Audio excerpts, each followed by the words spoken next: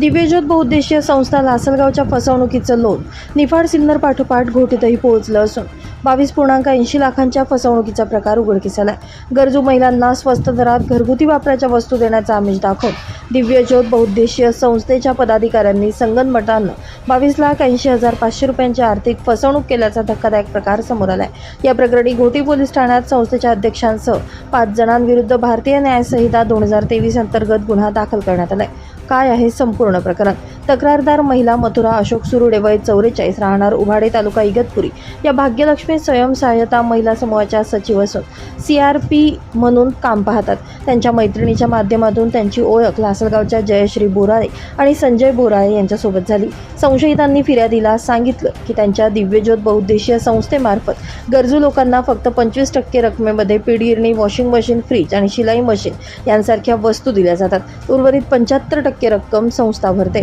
सुरुवातीला ऑगस्ट 2025 मध्ये संशयितांनी उभाडे गावात एक कॅम्प घेतला. त्यात 130 महिलांनी फॉर्म भरले आणि त्यांना 1.5 महिन्यात पीठगिरण्या मिळाल्या. यामुळे महिलांचा संस्थेवर पूर्ण विश्वास बसला. या विश्वासाचा फायदा घेत संशयित आरोपींनी इतर वस्तूंच्या बुकिंगसाठी महिलांकडून ऑगस्ट 2025 ते डिसेंबर 2025 या कालावधीत ऑनलाईन आणि रोख स्वरूपात पैसे गोळा केले.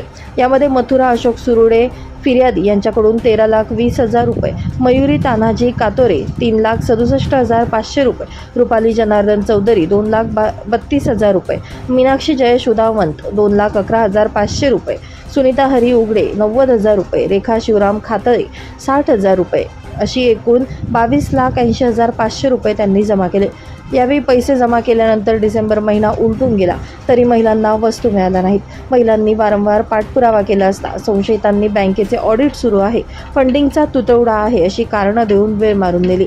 काही दिवसांनी संजय बोराळे आणि जयश्री बोराळे यांनी आपले मोबाईल फोन बंद केले. यानंतर फिर्यादीनं संस्थेच्या अध्यक्षा सुनीता कांबळे यांच्यासोबत संपर्क साधला. कांबळे यांनी 14 मे रोजी भेटून 12 जूनच्या आत सर्व पैसे परत करू असं आश्वासन दिलं.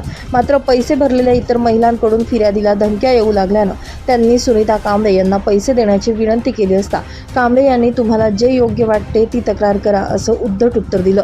आपली फसवणूक झाल्याची खात्री पटल्यानंतर महिलांनी पोलिसात धाव घेतली. या प्रकरणी लासलगाव पोलिसात पहिला गुन्हा दाखल झाला होता, तर दुसरा गुन्हा सिन्नरमध्ये दाखल होऊन 75,34,000 रुपयांची मोठी फसवणूक झाली असून निफाडमध्ये 2.5 लाख रुपयांच्या फसवणुकीचा गुन्हा दाखल आलाय. यामध्ये सुनीता अशोक कांबळे अध्यक्ष दिव्यज्योत बहुउद्देशीय संस्था, संजय अभिमान बोराळे सचिव, जयश्री संजय बोराळे, सीमा पगारे, सागर पगारे सर्व राहणार लासलगाव तालुका निफाड जिल्हा नाशिक यांच्याविरुद्ध घोटी पोलिसात गुन्हा दाखल करण्यात आला. या प्रकरणी घोटी पोलीस ठाण्यात गुन्हा रजिस्टर क्रमांक 201/2026 अन्वये गुन्हा दाखल करण्यात आला. संशयितांवर भारतीय न्याय संहिताच्या खालील कलमांनुसार गुन्हा दाखल करण्यात आला. कलम 3.5 सामूहिक हेतू, कलम 61.2 गुन्हेगारी कट रचणे, कलम 316 विश्वासघात करणे, कलम 318 फसवणूक करणे. सदर दिव्यज्योत संस्थेने लासलगाव आणि सिन्नर भागातही अशाच प्रकारे महिलांची फसवणूक केल्याची माहिती समोर येत असून घोटी पोलीस या प्रकरणाचा पुढील तपास करत आहेत.